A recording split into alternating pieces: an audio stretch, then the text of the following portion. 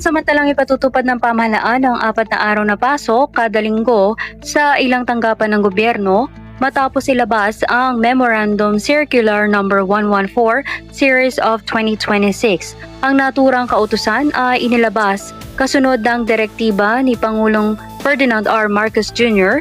bilang bahagi ng hakbang ng pamahalaan upang makatipid sa enerhiya at mabawasan ang paggamit ng gasolina at kuryente sa gitna ng tumataas na presyo ng langis dulot ng tensyon sa gitnang silangan. Ayon sa memorandum, simula ika-9 ng Marso taong kasalukuyan, pansamantalang ipatutupad sa ilang tanggapan ng executive branch ang 4-day on-site work arrangement na maaaring isagawa sa pamamagitan ng compressed work week o isang araw na work from home arrangement.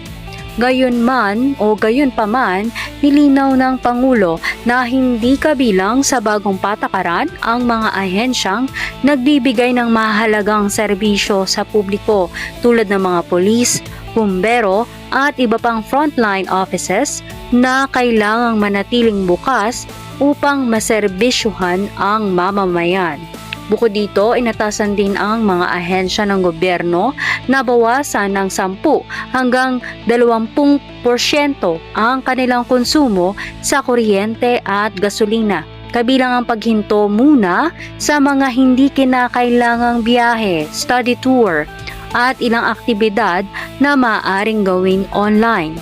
Ayon sa Malacanang, ang hakbang na ito ay pansamantala lamang at mananatiling ipatutupad o ipinatutupad hanggang sa magkaroon ng panibagong direktiba mula sa Pangulo.